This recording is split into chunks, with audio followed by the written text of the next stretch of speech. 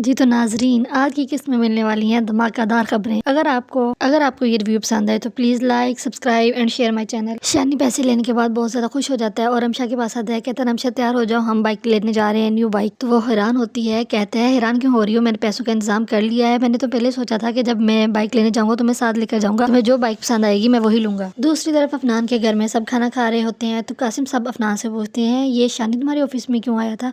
वो कहते हैं अफनान कहता है अफनान कहता है कि वो हमारे एक लड़के का दोस्त था, जब मैंने उसको खड़े देखा तो मैंने उसको अंदर बुला लिया कि आजो चाय कॉफी पी कर जाना। कासिम कहते हैं कि तुमने बहुत अच्छा किया, दिमाग का ख्याल रखना चाहिए, इससे बेटी की इज्जत बनी रहती है। तभी अफशी बेगम कहती हैं आपकी कोई बेटी भी नहीं है, लेकिन आप तो इस तरह से उसे इज्जत दे रहे हैं जैसे वो सचमुच में आपका दामाद हो। कासिम साहब कहते हैं मेरी कोई बेटी नहीं है तो क्या हुआ, अल्लाह ताला ने मुझे एक बेटी का बाप बनने का मौका दिया है और वैसे भी मैं अलीज़े को भी तो अपनी बेटी की तरह समझता हूँ, उसका भी तो ऐसे बेटियों की तरह ख्याल रखता हूँ। तो अफशी बेगम कहती है हाँ ये बात तो सच है, आप बेटियों का बहुत ख्याल रखते हैं। अनवर साहब की खुशी देखने के लायक होती है। वो कहता है बेटा तुमने तो कमाल कर दिया। शानी अपने बाप से कहता है देखा मैं आपसे ज्यादा समझदार हूँ, आखिर बेटा किसका हूँ। तभी शानी कहता है अब्बा मैं सोच रहा हूँ कि रमशा को कासिम साहब के घर घुमा के ले आऊँ, इस बहाने वो भी खुश हो जाएगी और उन लोगों को भी पता चलेगा कि हमारी बेटी खुश है, इस तरह वो पैसे देते रहेंगे। शानी रमशा को कासिम साहब के घर छोड़कर खुद दुकान पे चला जाता है। तभी कासिम उसे कहते हैं कि बेटा आओ नाश्ता करते हैं। तो रमशा कहती है नहीं मैंने तो नाश्ता किया हुआ है। तो वो उनके ज्यादा शरार पे कहती है चले ठीक है मैं आपके साथ सिर्फ चाय पीऊंगी। जब रमशा खाना लगवाने जाती है तो खाने का अरेंज ही नहीं होता क्योंकि दोनों मुलाजमें छुट्टी पे होती हैं और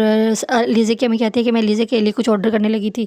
तभी रमशा कहती है कि चले ठीक है मैं खाना बना लेती हूँ। तो रमशा सबके लिए खाना बनाती है। अफनान और फिर कासिम साहब के कहने पे कि आपने ये नाश्ता क्यों बनाया, खुद ही कर लेते। तो अफशी बेगम कहती है मैंने तो इसको बहुत मना किया था लेकिन ये खुद ही कह रही थी मैं बनाती हूँ, वैसे भी इसको आदत है क्योंकि उस घर में कोई मेड तो नहीं है। तो कासिम साहब कहते हैं ये तो अच्छी बात है, बेटियाँ अच्छी वही होती हैं जो हालात के मुताबिक अपने आप को डाल लेती हैं। जब रमशा वापस आने लगती है तो अफनान कहता है तुम्हारा घर मेरे रास्ते में पड़ता है ऑफिस के, तो मैं ही तुम्हें छोड़ देता हूँ। रमशा क्या कहती है तो कहता है मुझे अच्छा लगेगा। तो रमशा फिर उसके साथ चली जाती है, लेकिन ये सब अलीज़े को बिल्कुल भी अच्छा नहीं लगता। वो छत से देख लेती है कि अफनान रमशा को घर छोड़ने जाता है। जैसे ही वो वापस आता है तो वो उसको आड़े हाथों लेती है। यानी जब देखती है कि रमशा को अफनान छोड़ने आया है तो उससे पूछती है कि अफनान को फेस करने में तुम्हें कोई मसला तो नहीं था। वो कहती है ऐसी कोई बात नहीं है, मैंने कौन सा किसी के साथ कुछ गलत किया है, और वैसे भी एनी कहती है कि मैं बहुत खुश होती है अगर तुम्हें अफनान मिल जाता। तो रमशा कहती है जो होता है बेहतर होता है, अल्लाह पे यकीन रखने से जिंदगी बहुत आसान हो जाती है। अगली सुबह रमशा बेहोश होती है। शानी सबको बुलाता है कि रमशा बेहोश हुई है। तो सब घर वाले कहते हैं तुमने इसको कुछ ना कुछ कहा होगा। वो कहता है मैंने तो कुछ नहीं कहा। फिर सब उसको हॉस्पिटल ले जाते हैं। तभी डॉक्टर खुशखबरी सुनाती है कि रमशा माँ बनने वाली है। इस बात पे शानी और उसके में बहुत ज्यादा खुश हो जाते हैं। शानी जब रमशा की तरफ देते हैं तो वो इस बात पे शर्मा जाती है, इसके लिए एक सब्सक्राइब तो बनता है।